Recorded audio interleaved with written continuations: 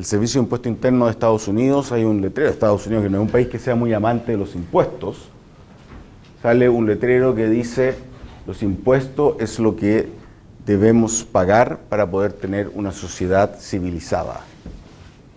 ¿Ok? Con los impuestos uno lo que hace es financiar una serie de bienes públicos, donde los bienes públicos básicos son temas bien en la raíz de una sociedad, que son, por ejemplo, los temas de seguridad, los temas de justicia, los temas de seguridad tanto interna como externa. ¿Ok? Pero también, obviamente, existen otra serie de temas que se financian con los impuestos, que vienen a ser temas donde el libre ejercicio de el mercado genera que la provisión de estos bienes sea menor a lo que el país requiere. Esto lo tienen que haber visto, estoy repitiendo simplemente cosas que tienen que haber visto en los cursos de tributarios o en los cursos de que dicen relación con finanzas públicas. ¿Okay? Y ahí tengo temas importantes que se tienen que ser cubiertos por los impuestos, los bienes públicos. Bienes públicos tan obvios como seguridad, que ya lo mencioné, que es uno de los claves por los cuales se organiza el Estado, la aplicación de la ley, también uno de los conceptos claves por los cuales se organiza el Estado, un Estado, y se cumple que un Estado pueda vivir en términos civilizados. ¿Okay? Segundo, hay otra serie de bienes que son bienes de consumo más como lo que uno ve aquí en clase. Obviamente alumbrado público, infraestructura, temas de las ciudades, temas de educación, por ejemplo, salud, temas que tienen una componente de bien público importante. Y eso sabemos ya que la provisión simple del mercado genera que una sociedad no invierta mucho en estos bienes. ¿Ok? ¿Quién me puede dar un ejemplo en palabras muy simples? En palabras muy simples, ¿por qué, por ejemplo, si yo dejase el alumbrado público simplemente a que uno en forma privada lo pague, habría menos alumbrado público que el cual es óptimo socialmente? ¿Quién me podría decir en términos simples por qué, si es que yo vivo en una calle y dijera a las personas que viven en esa calle, aquí en Diagonal Paraguay, le dijera: ¿sabes qué? El Estado no se mete acá, pónganse ustedes de acuerdo y cada uno alumbre parte de la calle? ¿Por qué lo que terminaríamos como ciudadanos racionales poniendo de alumbrado público sería menos que el alumbrado público que es óptimo socialmente? ¿Que me puede dar el ejemplo? Este es el ejemplo más básico de lo básico de bien público. ¿Por qué? Porque las personas optimizan su propio gusto, pero no optimizan como la suma de todo, ¿no? ¿Y en este caso qué pasa? En este caso solamente algunas personas, todos van a pensar en lo que ellos benefician de poner extra plata, entonces cada uno se va a beneficiar poco, y no les va a valer la pena hacer todo el proyecto, entonces nadie lo va a hacer, uno lo va a tener que hacer menos. Menos, parte de eso es, y es bien claro, cuando yo pongo, si yo fuese un ciudadano que vive en calle Diagonal Paraguay, en la vereda del frente, y estuviese a cargo de alumbrar la parte de mi calle, yo diría: cuando pongo la ampolleta en la calle, voy a pagar y me voy a beneficiar solamente cuando yo esté en la calle, en ese lugar. No voy a considerar que hay gente que está pasando por ahí que también se beneficia por la luz que yo estoy poniendo. ¿Ok? No se considera el efecto de la externalidad positiva que estoy generando yo al poner la luz, ergo voy a poner menos luz de la que es óptimamente social. Por eso es un caso clásico en el cual uno requiere una intervención del Estado para proveer ese bien, y para eso se requieren dinero. ¿Ok? O sea, la segunda razón bien obvia de entrar. Políticas sociales también, si uno quiere tener redistribución de algunos elementos, también se tiene que financiar de alguna parte, y ahí están para recaudarlos. Tú requieres que vengan de algún lado, ahí están los impuestos. También otro tema que es importante a mencionar es que muchas veces uno pone impuestos para cambiar, no solamente para recaudar, sino que para cambiar el actuar de las personas. ¿Qué me puede dar un ejemplo de un impuesto que sea netamente pensado para cambiar la conducta de las personas porque de alguna forma existe una externalidad que se quiere corregir? Impuestos verdes. Impuestos verdes, ¿ok? El tema del tabaco también, ¿ok? En ese caso, lo que yo quiero hacer es que el precio del bien refleje los costos económicos de hacerlos, pero también algunos costos sociales que no están incluidos en el costo del bien privado. Un ejemplo clásico es la contaminación, por eso también he impuesto para eso. Y por otro está el tema de que hay instrumentos como política social para mejorar temas de distribución, por ejemplo, de ingresos o dar educación, pensando que es un bien que toda la sociedad debiese tener para financiar ese tema, o salud, ¿ok?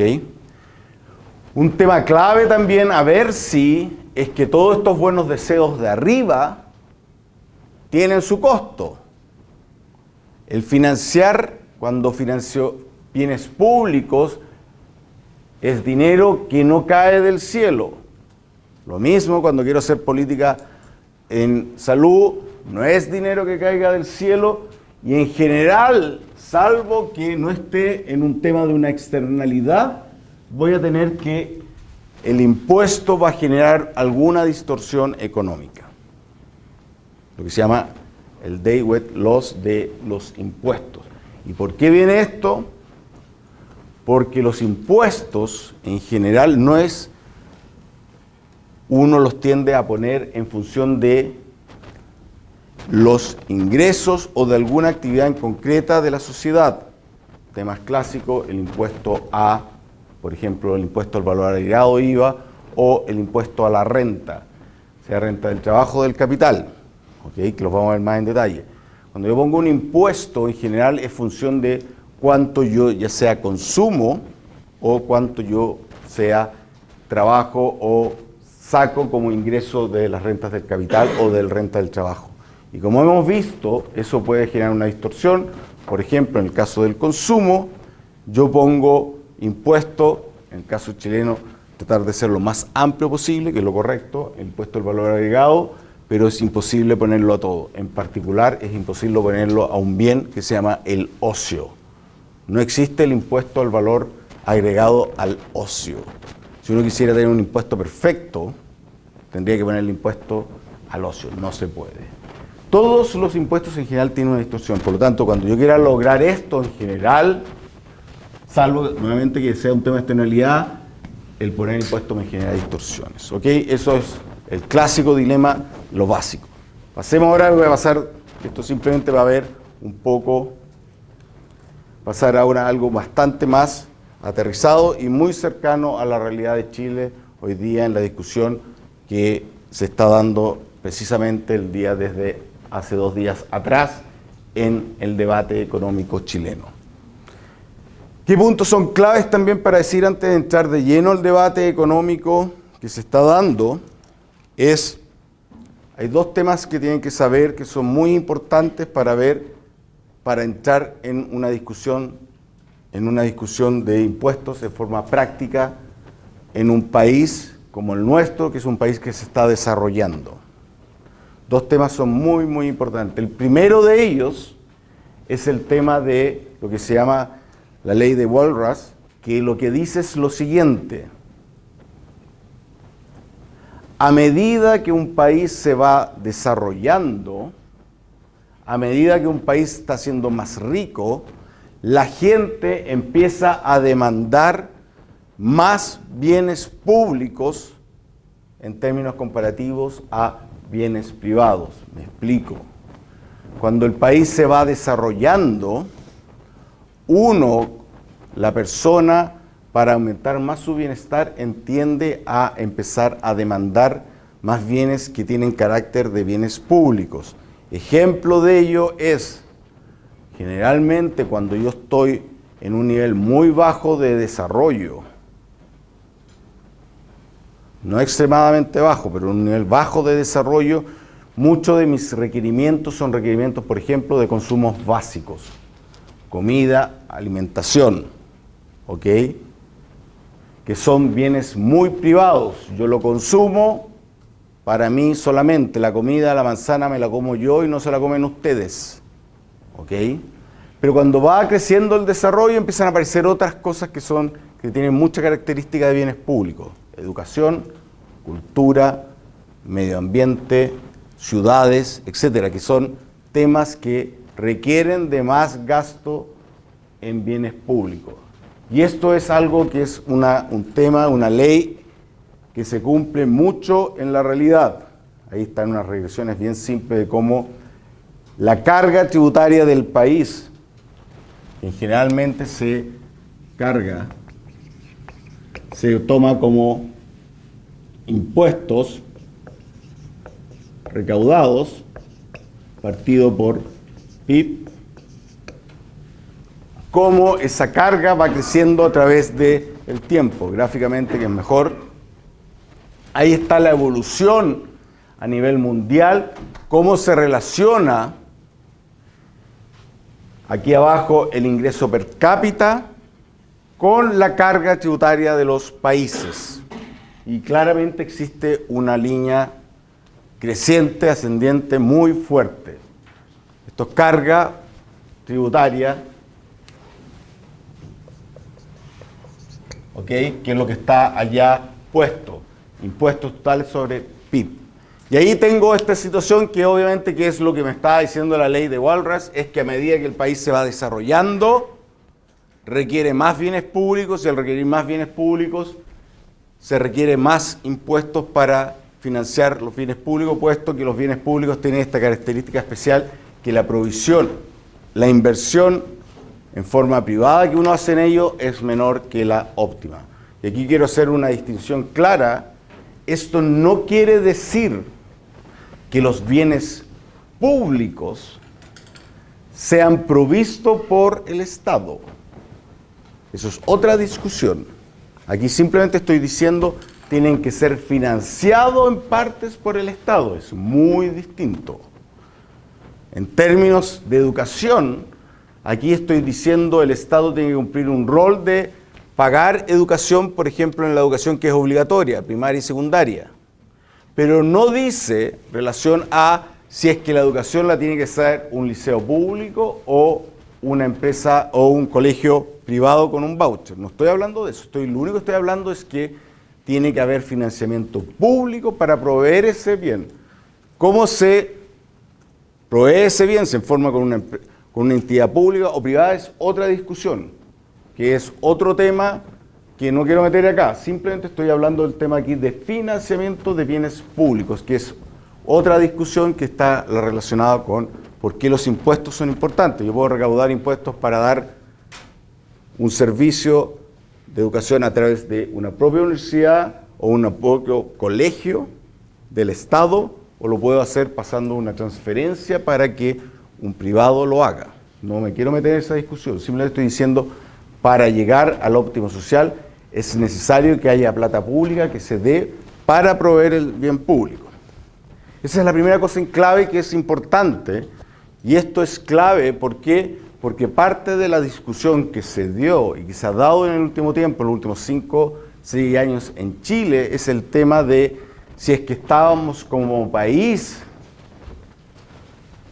para nuestro nivel de desarrollo, con una carga tributaria que correspondía o no, ¿ok?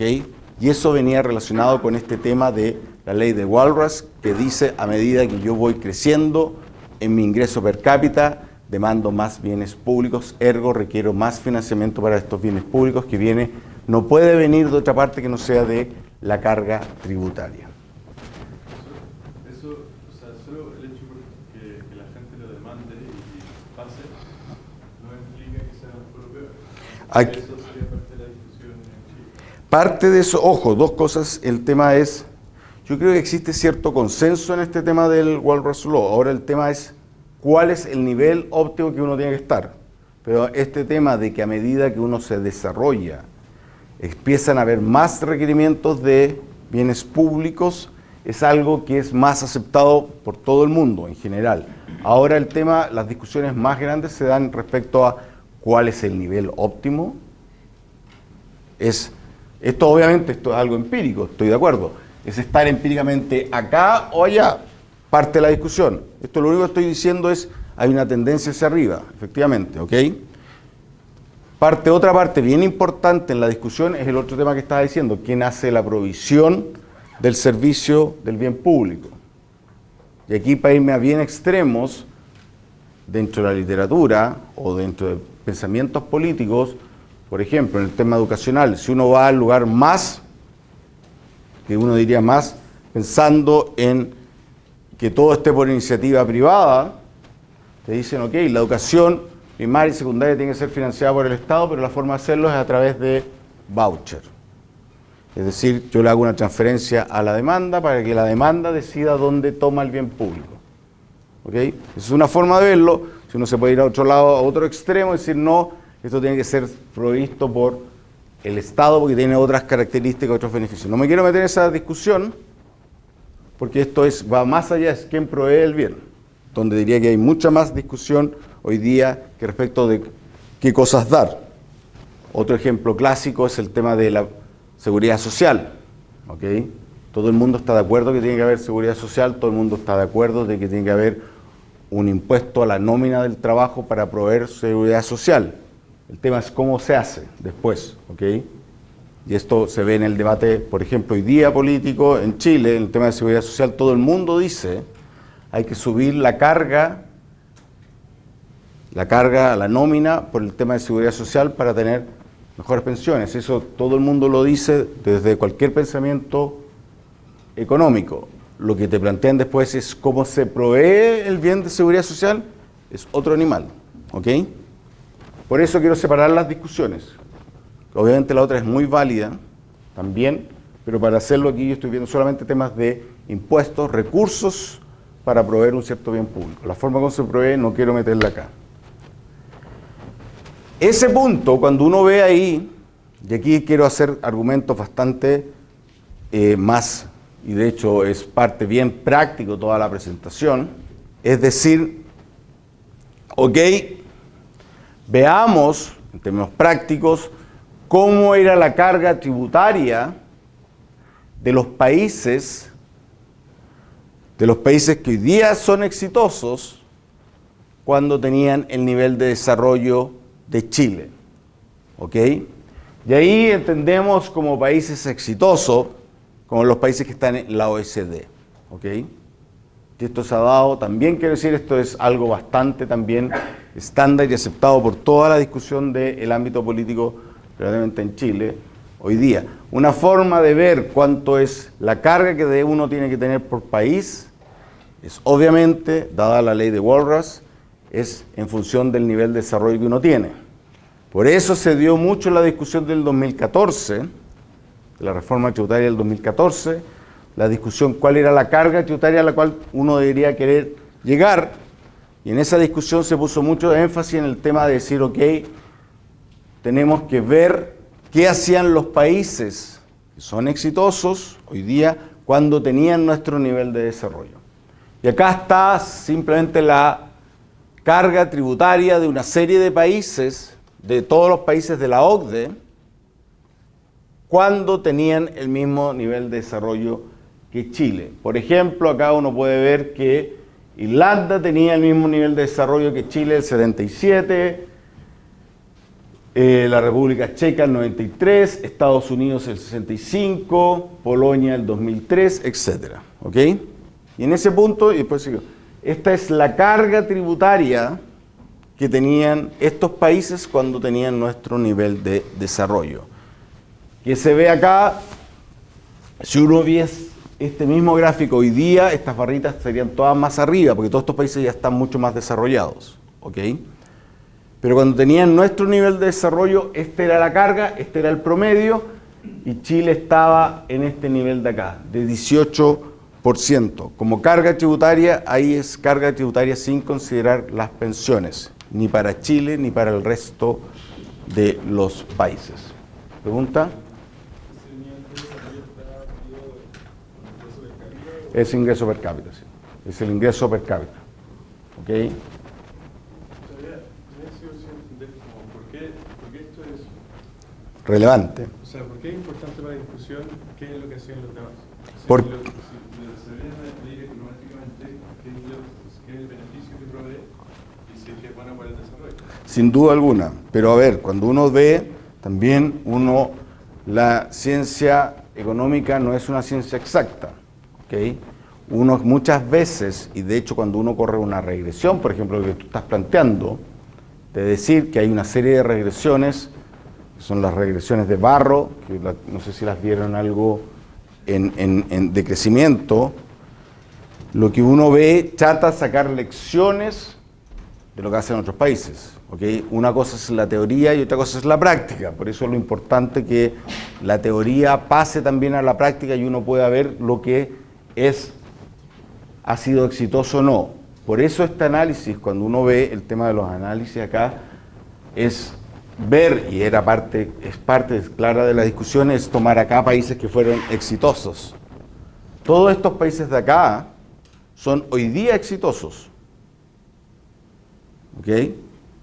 Y la pregunta es, ¿qué tenían como carga tributaria cuando tenían nuestro nivel de desarrollo? Aquí estoy haciendo esto, no es un ejercicio econométrico, pero sí esto es un ejercicio que tiene un sesgo, es decir, ok, voy a agarrar los países que han sido exitosos, que son ricos hoy día y que tienen el mayor nivel de desarrollo económico hoy día, no solamente en el ámbito de ingresos, pero todos estos países son lejos los que tienen, como vimos las primeras, no sé si con ustedes o en el otro curso, las primeras clases, el ingreso per cápita está muy correlacionado con nivel de educación, con nivel de salud, con nivel de natalidad, etcétera, así, de baja mortalidad, etcétera. O sea, claro, pero cuando ahí, lo que yo veo ahí es que a cualquiera de esos rangos, entre 10 y 30, uno puede ser exitoso.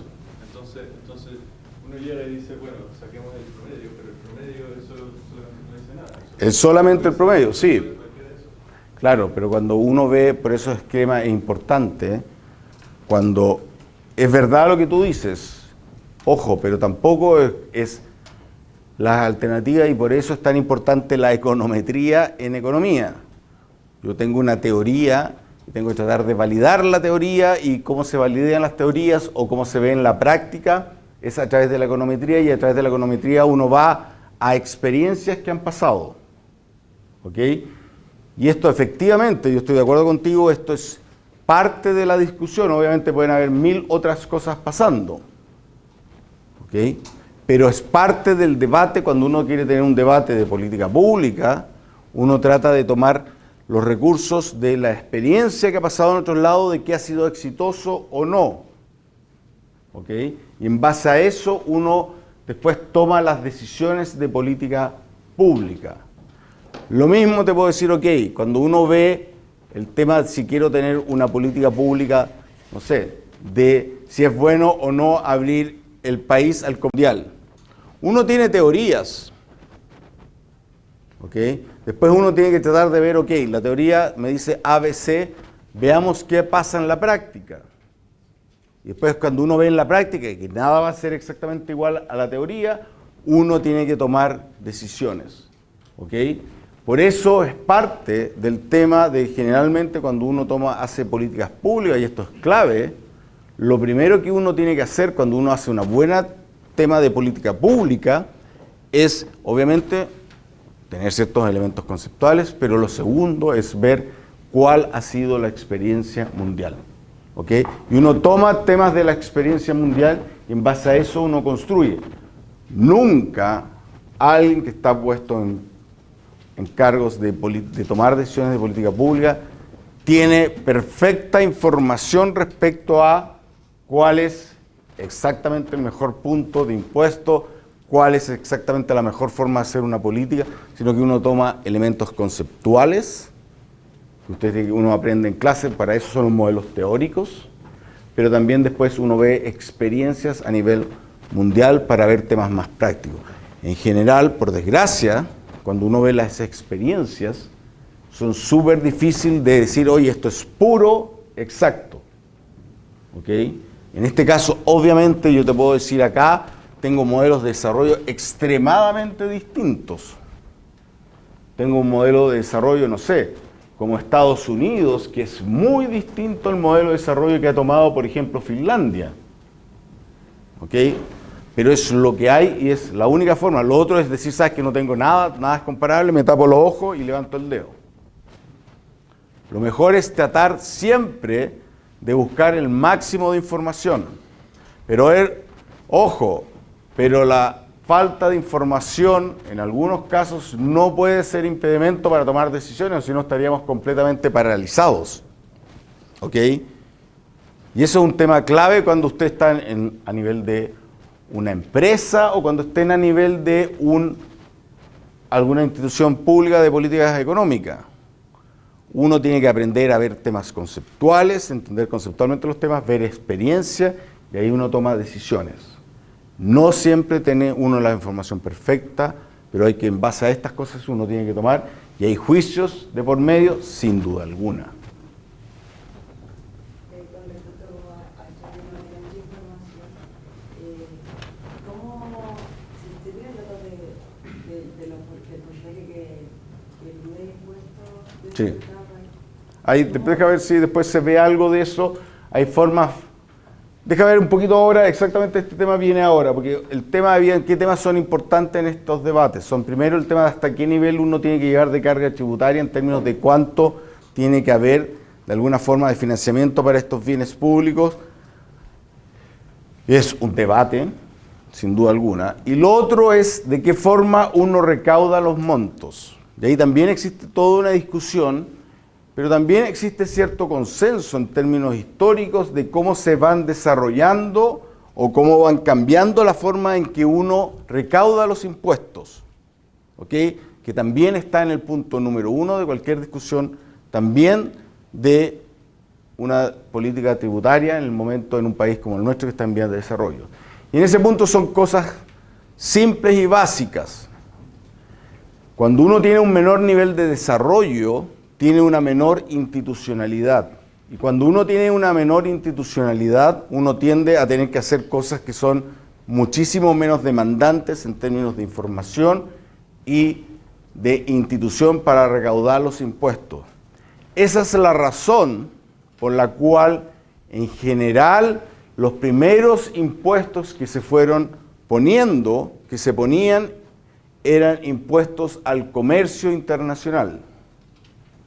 Si ustedes ven la historia de Chile, por ejemplo, se van a poder dar cuenta que la inmensa mayoría de los impuestos, desde la colonia hacia adelante, pasando por la época del salitre, etcétera, venían de impuestos al comercio. ¿Y por qué pasa eso? Porque es mucho más fácil recaudar, en general, estoy hablando en términos genéricos, es mucho más fácil recaudar en una aduana, en un paso fronterizo, en un puerto. Yo veo por dónde pasa la mercadería que está subiéndose al barco y la puedo controlar y puedo cargar impuestos. Si uno ve la carga de los impuestos en general, el impuesto al comercio internacional, cuando los países son menos desarrollados, más importante, y esa medida que se va desarrollando va cayendo. Después se pasa a otro tipo de impuestos que son en segundo grado igual más fáciles de, son más complejos que pararme en la frontera y ver los camiones que pasan de un lado para otro y ver cuánto mercadería entra o sale. El segundo que viene en términos de dificultad pasa a ser el impuesto que se han llamados impuestos indirectos, que son en general impuestos a consumo, a bienes de consumo. Ahí está el IVA chileno, ahí están los impuestos a la venta en muchas partes del mundo. Son impuestos a bienes concretos que uno consume. ¿Ok? Ese también, a pesar que es más difícil que el del comercio, requiere menos información que el último de los impuestos, que es cuando uno requiere mucho más información, requiere mucho más institucionalidad, que es los llamados impuestos directos. Que los impuestos directos son los impuestos a los ingresos de las personas, que son bastante más difíciles de observar, ¿ok? Y requieren de muchísima más institucionalidad. Y ahí están separados por impuestos al trabajo, a las rentas del trabajo y a las rentas del capital. ¿Ok? De hecho, tomando la pregunta de su compañera, cuando uno ve acá, los impuestos más fáciles de ver si se están eludiendo o no son los de comercio. De hecho, uno puede ver la contrapartida en el otro país que te está, si yo estoy exportando algo, yo estoy importando algo, yo puedo ver la contrapartida del otro país que lo está exportando, importando. Tengo la capacidad de estar en la aduana, ya sea terrestre o aérea o marítima, con alguien mirando cuánto entra, cuánto sale. Es más fácil de ver y es más fácil de estimar las evasiones. Después viene el tema del IVA, que también es algo más fácil, igual es complejo, y las estimaciones que hay en Chile de evasión del IVA se hacen en base a cuánto es la estimación de consumo que existe a través del Banco Central, y uno ve después la carga tributaria que se está recaudando, cuánto se está recaudando por IVA. ¿Ok? En base a ese ratio uno ve cuánto hay de evasión de IVA en el país. En el caso de Chile, la evasión de IVA post-crisis del 2008 llegó a ser 25% y ha ido bajando hasta estar ahora en niveles como de 19% de evasión del IVA, que es más o menos el promedio de los países OECD. ¿Ok? Y por último están el tema de los impuestos al capital y al trabajo. Veamos un poco también, volviendo a esta discusión, de cómo se compara Chile con los países de la OCDE en función de tanto carga tributaria. Hoy día, ahora, acá está el promedio de la OCDE como carga tributaria, el promedio de Chile, y aquí está el promedio de Nueva Zelanda, como por poner un país simplemente. Y acá está descompuesto en 3 de los impuestos importantes que existen. No puse aquí el impuesto específico, pero después lo voy a hablar, sino que voy a poner 3 impuestos que en el debate económico son impuestos que tienden a tener una componente importante en la discusión, que son, primero, lo que dije, impuestos indirectos, que en este caso son esta barra de acá, que son los impuestos relacionados a las ventas o el IVA. ¿Ok? ¿Qué es esto? Esta barrita de acá es simplemente qué fracción, cuál es la carga tributaria de ese impuesto en el PIB. ¿Qué quiere decir eso? Es qué fracción se recauda por ese impuesto como porcentaje del PIB. Y ahí que uno ve, es interesante porque se da un poco lo que se plantea en la teoría, se dan cuenta, en términos totales, Chile tiene una carga tributaria menor, tiene un menor nivel de desarrollo que los países OECD. En el caso del IVA, como carga tributaria, tiene una carga tributaria similar al resto de los países. Donde tiene menor carga tributaria es en el impuesto a los impuestos directos, que son los impuestos a la renta. Y en otro tenemos una carga menor en las contribuciones. ¿Por qué puse las contribuciones acá? Porque va a ser en la discusión teórica, existen una de las razones, y que es en general la más controversial, es el uso de los impuestos para ayudar a la distribución del ingreso de los países. ¿Ok? Existen una serie de impuestos que tienen distinto peso en términos de el impacto o no en la distribución del ingreso de los países. ¿Yo cómo puedo mejorar el ingreso, la distribución del ingreso de los países? Como ejecutivo, estoy hablando en el corto plazo, no en el largo plazo, uno puede hacer ya sea con transferencias, políticas públicas, o por impuestos que sean más o menos progresivos. ¿Ok? Cuando uno ve la relación de estos impuestos en términos de la progresividad simplemente, uno sabe que el IVA tiende a ser un impuesto que no es progresivo, es más, tiende a ser regresivo, porque la gente de menores ingresos consume casi todo lo que tiene, tiene mucho menos capacidad de ahorrar. ¿ok? Por lo tanto, tiende a ser más regresivo o neutro, ¿ok?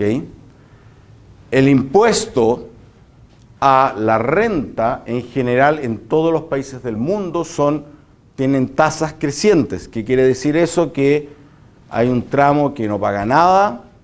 En Chile, desde 0 a 600.000 pesos mensuales, una persona no paga impuestos. Desde 600 hasta como 1,2 millones, uno empieza a pagar un 4% de los ingresos marginales, hasta llegar al máximo. ¿Quién me puede decir cuál es la tasa máxima hoy día en Chile? 35, ¿cierto? Hasta 35, ¿ok? Ahora, aquí está la distribución de cómo se hace en términos de impuestos directos como carga tributaria y impuestos, indirectos y directos en Chile. Y por último está contribuciones, que viene, ¿por qué la puse ahí? Que son uno de los impuestos. Las contribuciones y el impuesto a la herencia son considerados per se como los impuestos que ayudan más a hacer una redistribución del ingreso. ¿Por qué? Pues son dos impuestos que se aplican al stock. Si ustedes se pueden dar cuenta, el impuesto a las ventas, al IVA, es un impuesto que se aplica al flujo de consumo, a la renta, al flujo de los ingresos, y el impuesto, y el impuesto a las contribuciones y a la herencia no se aplica al flujo, sino que se aplica al stock. En el caso de la herencia, cuando alguien se muere, se le aplica a todo el stock de la riqueza que se traspasa, y en el caso de las contribuciones es función de el stock que uno tiene, por ejemplo, en bienes raíces. ¿Ok? Por eso tienden a ser dos impuestos que tienden a ser generan más rápido un tema de redistribución, ¿ok? Que ha sido un tema importante en la discusión pública.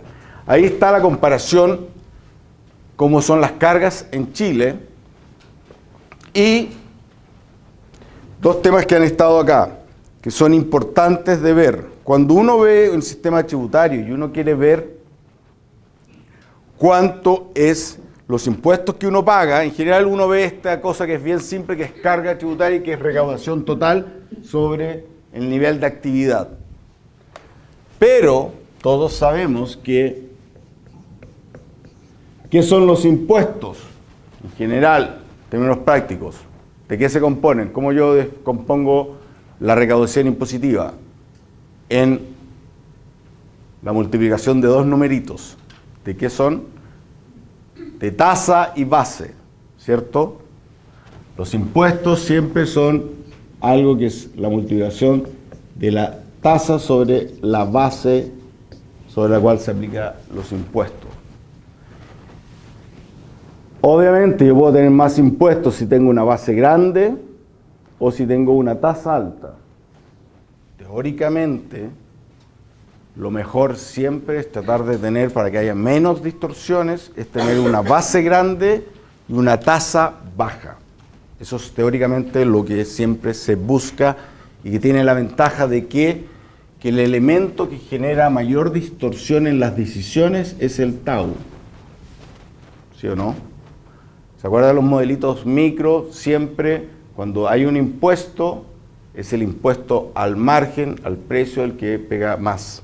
Los lump sum no pegan mucho. Si yo tengo algo que es una base más grande, requiero tener un tau menor. Al tener un tau menor, tiendo a tener menor distorsión. ¿Ok?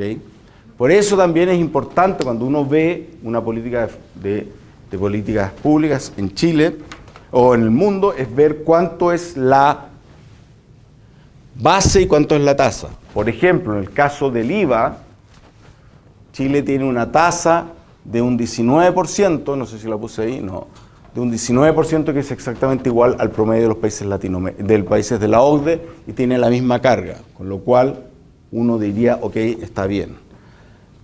Ahora, una discusión muy grande que se ha dado en los debates hoy día, que están presentes en la discusión pública hoy día, es cuál es el tema de los impuestos a la renta, estoy pasando solamente a esta parte de acá, solamente no me estoy olvidando del IVA, nadie ha planteado en el último tiempo que hay que subir, si uno quiere subir la carga tributaria, subir la carga del IVA, por dos razones, tiende a ser complejo políticamente, pero también uno viendo acá, Chile tiene una tasa relativamente similar a los países de OECD y recauda ya lo mismo, ¿ok? Donde uno tiene más bajo son en las rentas, en los impuestos directos, que son los impuestos a la renta. Y ahí ha estado gran parte de toda la discusión. En particular, hay dos tipos de impuestos hay dos separaciones de los impuestos a la renta, que entran mucho en la discusión. Esto es un impuesto directo.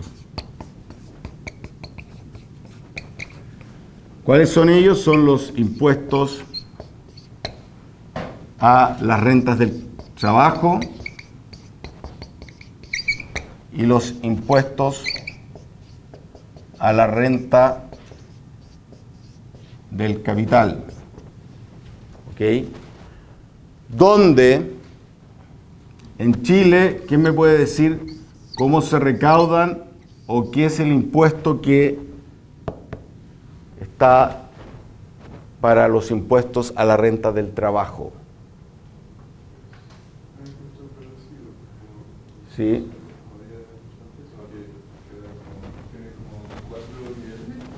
Sí. Con diferentes tasas, para cada la diferencia. En Chile se llama el impuesto de segunda categoría. ¿Ok? Que efectivamente es un impuesto que es progresivo,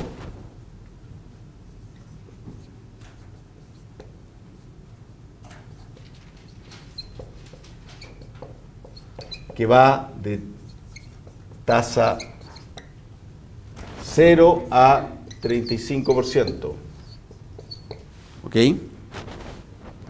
Impuesto a la de segunda categoría, impuesto a las rentas del capital. ¿Ok? ¿Cuáles son los impuestos que entran en Chile al impuesto a las rentas del capital? Está el tema del impuesto de primera categoría, ¿cierto? ¿Cuándo se paga este impuesto de primera categoría? La empresa, ¿cierto?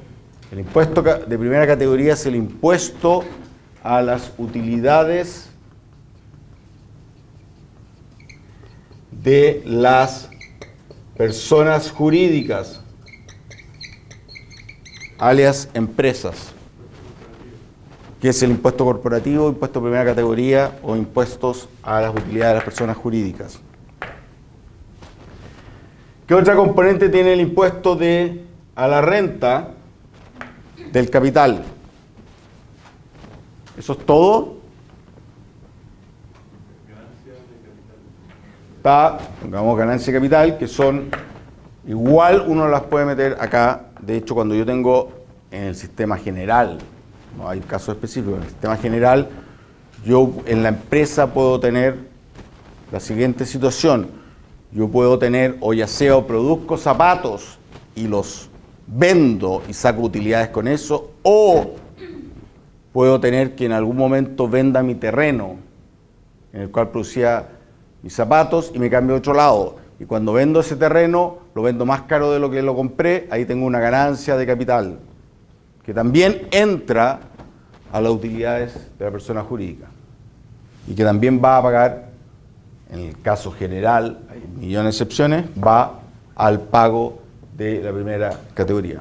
¿Qué otro? No sé si no alcanza los gráficos, pero uno pensaría que a medida que los países son más desarrollados, como que el rol que juega, por ejemplo, el impuesto directo va a ser proporcionalmente mayor al rol que juega el impuesto indirecto, por ejemplo, el IVA. O sea, ahí está Nueva Zelanda y el promedio de ACB.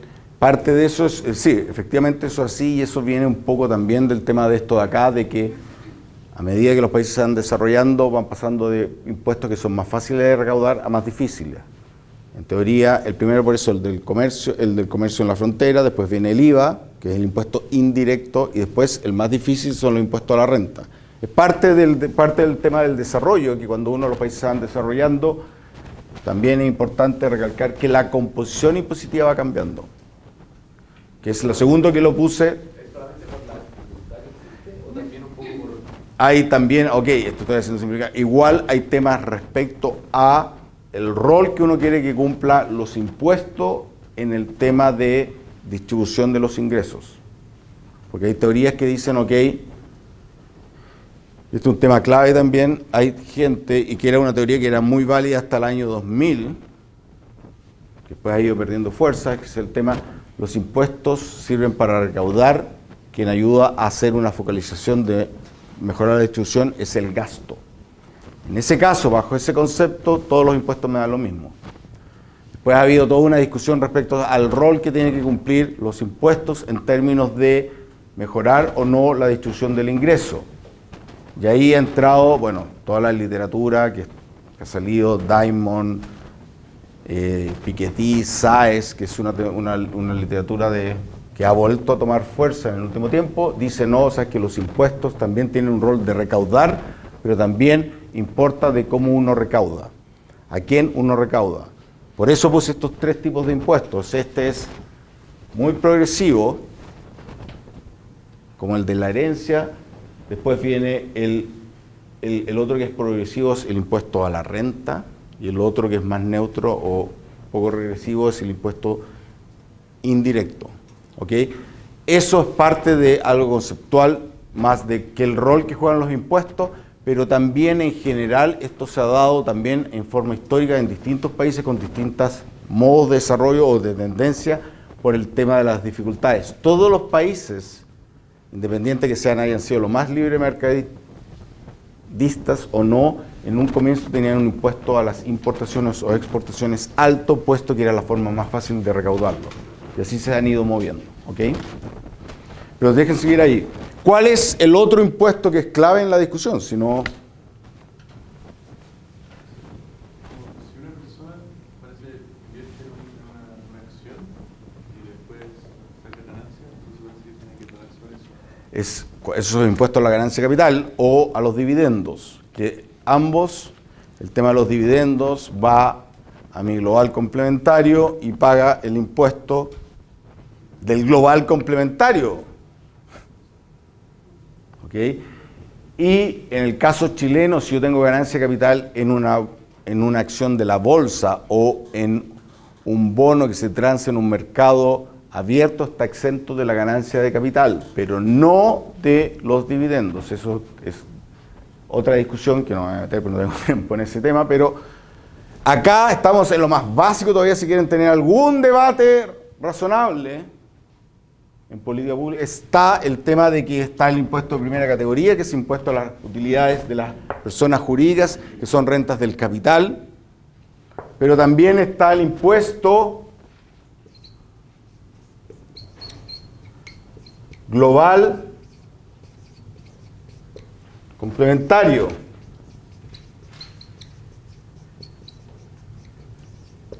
que es un impuesto que tiene una tasa progresiva del 0 al 35, en el cual ese impuesto lo paga solamente las personas naturales. ¿Ok? Personas naturales como ustedes y yo. El sistema chileno, que es un sistema que es bien único en el mundo, tiene este segunda, primera, global complementario. Y aquí está la parte clave para entender la discusión más básica que se está dando hoy día con el tema de la reintegración o no reintegración del sistema tributario. ¿Cuál es esa? Hoy día, me voy a poner primero año 2014. Chile tiene un sistema completamente integrado. ¿Qué quiere decir eso? Cuando yo tengo un sistema completamente integrado, lo que hace el sistema es lo siguiente. Todas las rentas que yo tengo, ya sea de trabajo o de capital, caen al global complementario. Todas. Si yo gano 100 acá, pago mi impuesto de segunda categoría, que van a darse cuenta que es toda una faramaña nomás. Si tengo más encima un kiosco, una empresa, que gano 100 también, estoy en 2014. Se va a mi impuesto de primera categoría. Voy a hacer que soy un ricachón. Que mis 100 me hacen llevar al máximo de tasa en el impuesto de segunda categoría. ¿Cuánto tendría que pagar de impuesto por estos 100?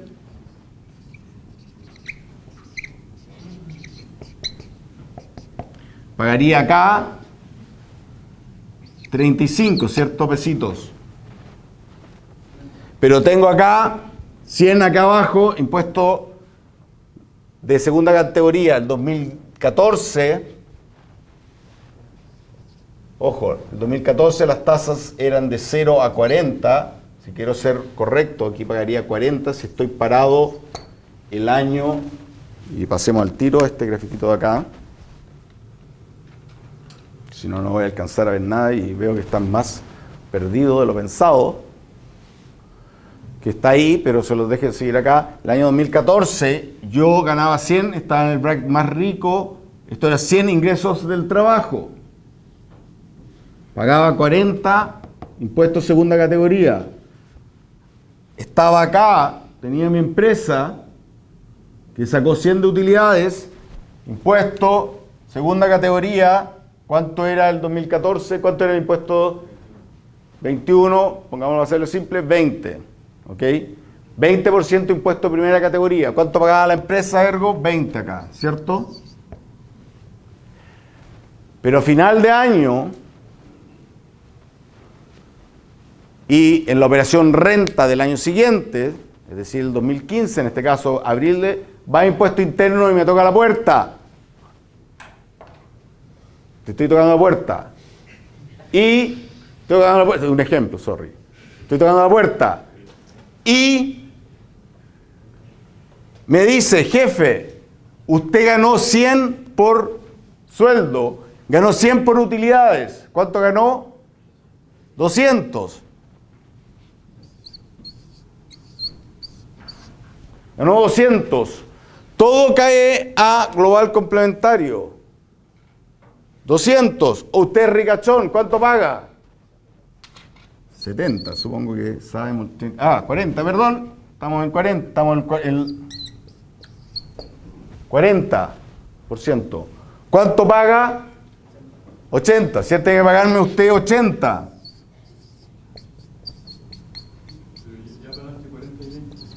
Güey, espera. Me está tocando impuesto interno, me pega en la puerta. Usted tiene que pagar 2. Ganó 200, tiene que pagarme 80. Y yo le digo, sí, jefe. Pero, primera cosa, ya pagué 40 por los ingresos del global de segunda categoría. Bien. 40 menos por el impuesto de segunda categoría, que lo pagaste. Esto se hacía todo instantáneamente, así que, pero es la ficción. Y además le decía, jefe, pero ¿sabes qué? Yo ya pagué 20 por las utilidades de acá. Menos 20. Neto de la operación renta de abril del 2015, 20 pesos de impuesto. ¿Por qué se llama un sistema completamente integrado? Porque toda la carga impositiva está en la persona natural final. Todo se integra y se mete en el mismo tubo. ¿Ok? Esto es un sistema completamente integrado, 2014. ¿Ok? Estoy hablando de 2014. Si la empresa, por ejemplo, no hacía retiro de utilidades y no pagaba ese... Ojo, bien punto ahí. Si yo no pagaba 2014 en este aporte global, deja partir y después deja explicarte ese otro tema. Todo se va a la persona natural. Y ahí se ve todo lo que tiene que pagar. Todo lo anterior es crédito. Todo lo pagado antes es crédito para pagar mi global complementario final. Esa es la esencia del pago de un impuesto completamente integrado. Buena pregunta a su compañero. Voy a hacer la vida más fácil. 0 acá. 0 acá. 2014. Ingresos. La empresa, 200. ¿Cuánto pagó la empresa acá? 40, ¿cierto? ¿Qué pasa si es que yo... Si esto quedase así, y yo no, dueño de la empresa, no retiro nada, conceptualmente el modelo hace, cuando tengo, como que no pasó nada de aquí a acá. No tuve ningún ingreso acá, pero de acá hubo utilidad, pero no se repartió a la persona natural. Está todo acá. ¿Qué pasaba? En ese caso, ¿qué veía impuesto interno abril? 0. No pasa nada. Usted tiene nada. 0. Pero cuando me iba a tocar la puerta de impuesto interno, y esto es un tema clave, igual que ha estado mucho en la discusión, tocaba la puerta de impuestos internos, me decía, usted tiene que pagar 0. Ah, qué bueno, decía yo. Le decía, ¿sabes qué jefazo? Le decía, oiga,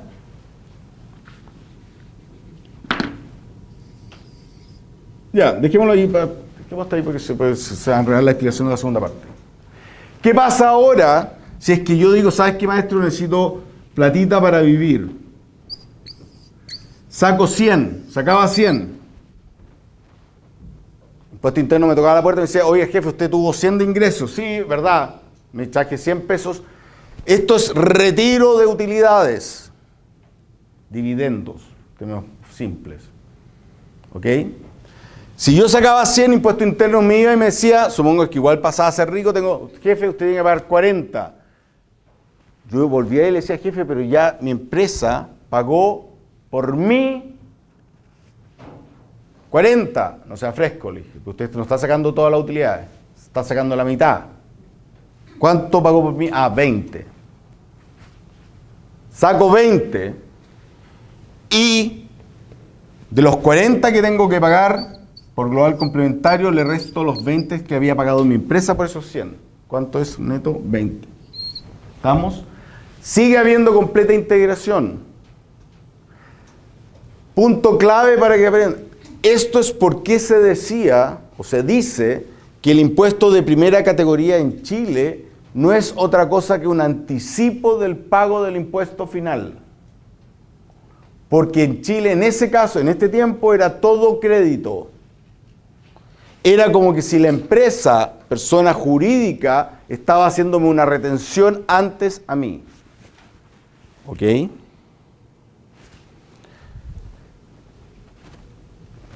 ¿Qué pasaba si es que yo no era tan ricachón, era un cabrón, era pencófilo, y impuestos internos me veía en mi tablita progresiva y me decía, usted, perdón, entre 0 y 40, en promedio me tiene que pagar un 10%. Acá, supongamos que cambiaran las tablas, yo retiré 100, con los 100 tengo que pagar 10 pesos solamente. ¿Qué pasaba ahí con un sistema completamente integrado? Me miraron 100 por la tasa promedio, que es la suma de las marginales, ponderada ahí, pero para hacerla simple, 10%, tengo que pagar 10 pesos. ¿Qué creen que hacía la persona? En un sistema decía, jefe, yo pagué 20. Sistema completamente integrado, que decía, pagué 20, pagué de más.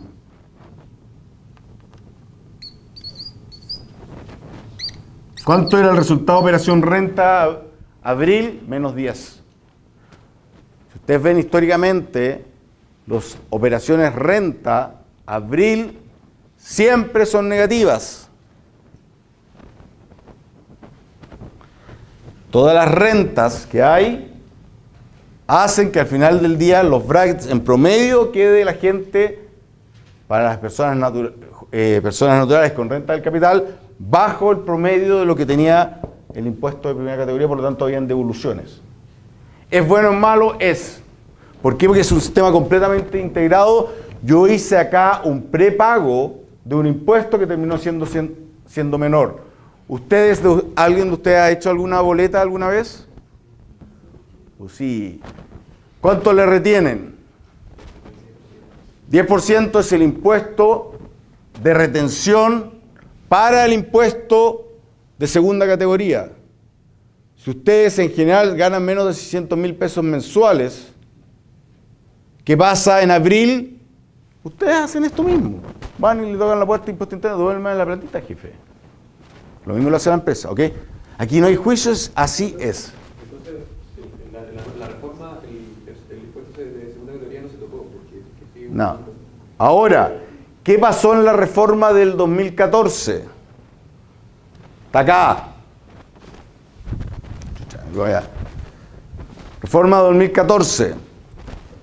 Cambios clave. Aquí está el ejemplo, exactamente lo que estaba diciendo antes. ¿Ok? Integrado 100% de crédito, impuesto corporativo 20, estoy haciendo ese ejemplo. Esto era lo que pasaba el 2014. Tasa segunda 40%, impuesto corporativo 20%, tasa del global, estoy suponiendo la persona más rica, 40, crédito 20, ¿cuánto tenía que pagar de global? 20. Suma total con los dividendos 40%. ¿Qué hizo el tema de la reforma tributaria? Dijo del 2014, y esto es lo que está en discusión hoy día. Se hizo lo siguiente, se dijo, vamos a cambiar el impuesto, las tasas, tanto del global de segunda categoría como del global complementario, a 35, entre 0 y 35. Pero se van a ver dos tipos de impuestos, dos opciones de impuesto para las personas que tengan rentas del capital. Las personas de rentas del trabajo, lo único que se hizo fue bajar de 0 a 35, de 40 a 35, disculpan. ¿Ok? Pero para las rentas del capital se hizo lo siguiente, se dijo dos sistemas. De la siguiente forma, uno, que es el llamado sistema atribuido, y el otro el sistema semi-integrado. ¿Qué es el sistema atribuido? Que a diferencia de lo que hicimos el ejercicio acá, cuando yo tenía una renta, un ingreso por rentas del capital, en vez de hacer esta parada acá, uno hacía el supuesto de que todo, en el sistema atribuido, todo se distribuye directamente a el global complementario, todo, independiente que yo lo retire o no lo retire. Por eso se habla de que este sistema es un sistema que paga impuesto a nivel de las personas en función a base de vengada y no retirada. ¿Estamos? En el ejemplo anterior que habíamos visto, bueno, es lo mismo. es 54. Con las nuevas tasas de 27% del sistema. En el sistema, bueno, hagámoslo simple, con la tasa del 25, 50 acá. En ese caso, 200, si yo estoy en el sistema atribuido 50, pago de impuestos de primera categoría. Pero se me asume inmediatamente que tengo como si retirase, porque es devengado, no retirado. Cuando llega aquí abajo, mi impuesto global complementario se calcula en base al total de los ingresos atribuidos o devengados de mi capital. No retirado. Yo haya retirado o no, tengo que pagar igual por lo que generó mi empresa. ¿Estamos? En ese caso, dése cuenta que el impuesto de primera categoría no es otra cosa que un pago provisional que se muere inmediatamente en abril. ¿Sí o no? A diferencia del sistema antiguo del 2014, si yo no retiraba, todo quedaba aquí adentro. Yo no pagaba nada adicional. La empresa, supongamos que eran tasas de 25, pagaba los 50, pero yo no retiraba más y ahí quedaba todo. ¿A dónde se iba este numerito? Al llamado FUT. ¿Qué era el FUT? Era un recuento de decir, ¿sabes qué? Ok, usted no retiró nada, no paga nada de global complementario. Pero el sistema chileno seguía siendo completamente integrado. Y te decía, ok, usted tiene que marcarme estas utilidades de 200 y tiene que marcarme cuánto pagó de impuestos. ¿Por qué? Porque al momento que yo hacía el retiro, impuesto interno me iba a tocar la puerta y hacíamos todo el jueguito, pero yo le decía, ok, estoy sacando 200 pesos, no de la utilidad de este año, sino que de la utilidad de hace 5 años atrás. ¿Y usted cuánto pagó de impuestos esa vez? 50. Ya. ¿Cuánto tenía que pagar acá? Está en la tasa de 40, 40 por 200, son 80. Usted había pagado 50, supongamos este ejemplo, paga 30 nomás. Ese registro era el llamado FUT. ¿Estamos? Con el sistema atribuido, todo esto desaparecía porque esta parte de acá pasaba a ser completamente transparente. No importaba nada al final del día. El impuesto de primera categoría no importa nada en el sistema atribuido o en el 14 TER porque es todo devengado. Todo esto pasa directamente al global complementario. ¿Es 100% integrado el sistema atribuido? Pregunta. Sí. ¿Por qué? Porque todos los ingresos llegan acá y si tenía 100 acá, también llegaban indirectamente acá. Sigue siendo completamente integrado. La diferencia es que en vez de en base retirada pasa a ser en base atribuida o devengada. ¿Ok? Esa es la gran diferencia. Ahora, dense cuenta que los ingresos del trabajo siempre se asumen que son distribuidos. Siempre. El 2014, el 2018. La diferencia, el 2014 se generaban las utilidades, se quedaban acá y no se pasaban abajo. Se pasaban abajo solamente al global cuando yo retiraba. ¿Era 100% integrado? Sí, al igual que el atribuido es 100% integrado. Esa no es parte de la discusión ahí. ¿Dónde es la discusión que hay hoy día? Es en el segundo sistema que se implementó el 2014, el llamado sistema semi-integrado. ¿Qué diferencia debe tener? Es que no es 100% integrado. ¿Ok? Se elige, cuando yo elijo, al momento de crear mi sociedad, elijo, cuando creo mi persona natural, mi persona jurídica, decía si lo quiero meter en el sistema atribuido, sistema semi-integrado, y lo puedo cambiar cada 5 años. Dejen seguir con esto porque se está acabando el tiempo y si no explico esto me muero. Porque esto es la clave de la discusión de hoy día. ¿Qué pasa con el sistema semi-integrado? El sistema semi-integrado lo pueden pensar muy parecido al sistema anterior, con la única diferencia de que el crédito no es de 100%. Deja de ser completamente integrado. Y conceptualmente es lo siguiente. Conceptualmente es decir que hay un impuesto de la persona jurídica que es un impuesto final, que es un impuesto que no genera crédito al dueño de la renta del capital al momento de retirarlo. Ejemplo, tengo 100 pesos de ganancia como empresa del sistema semi-integrado. ¿Pago cuánto? 27 de impuesto corporativo. Llega a final de año, hice un dividendo, saqué toda la plata. En dividendo saqué todo, los 100. ¿Cuánto impuesto interno va? Y me toca la puerta y me dice, ¿cuánto ganó? 100. ¿Retiró cuánto? 100. Sistema semi-integrado es en base a retiros, igual que el anterior. Sacó 100. Tiene que pagarme 35. Bien, pago los 35. Y ahí yo digo, jefe, pero mi empresa ya pagó por mí 27. Sí, te dice impuesto interno. Pagó 27. Pero ojo, no todo es crédito ahora. Solamente un 65% es crédito. Crédito 17,45, 17,6.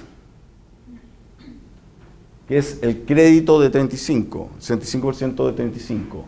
Ergo, ¿cuánto tengo que pagar de global complementario? 17,5. Si yo sumo todos los impuestos que pagó estos 100 pesos de utilidad de la empresa, de las rentas del capital, al momento de retirarlo pago 44,45. ¿Ok? Sube la recaudación con respecto a lo anterior, que era 40. ¿Estamos? Pero esto es solamente cuando lo retiro. Si no lo retiro, ¿cuánto pago ese año? Los 27 igual que antes del impuesto corporativo. ¿Ok? Si no lo retiro, solamente pago 27. Si lo vuelvo a retirar en 2 años más, voy a retirarlo y me van a decir, ok, estoy retirando 100 de utilidades. ¿Cuánto pago de segunda? De primera, 35, tiene 65 de crédito, paga esto de acá. ¿Ok? Tiene una duda porque, dado que están por ahora, es que yo tengo entendido que el primer boceto de la reforma con el ministro Arena proponía un sistema integrado. Este de acá. El atribuido es el sistema inicial. El atribuido, Completamente, total. Pero luego cuando ocurrió lo que pasó con el ex ministro Stein, se incorporó el 14B. Y ahora Este de acá. La derecha quiere integrarlo nuevamente. Y ahora, aquí está la discusión hoy día. La discusión hoy día es una parte de la discusión. Es integrar completamente de nuevo el sistema semi-integrado. ¿Qué quiere decir esto? Es, ojo, que ya el crédito vuelva a ser 100. Que cuando yo retiro, en ese caso, si tengo completamente integrado, va a pasar aquí que ¿cuánto va a pagar la persona por el dividendo retirado? 35. Ojo, que es menor de lo que pagaba antes. ¿Ok? Clave. ¿Ok? Discusión y con esto termino. ¿Cuánto me quedan? Nada. Menos 0. Fin. ¿Cuál es el tema de por qué se ponen estos números? Y con esto termino. Lo siguiente, y esto es clave igual porque hay una discusión grande que ha habido en términos de la justicia tributaria o no. Justicia tributaria horizontal quiere decir que la plata pague lo mismo. ¿Ok? De jure, en este sistema, todo peso pagaba lo mismo marginalmente. Pero había un tema de facto que es un tema de facto en el cual las platas de la renta del capital pagaban distinto a las rentas del trabajo. Esto viene de lo siguiente, y con esto termino. Cuando yo veo el ejercicio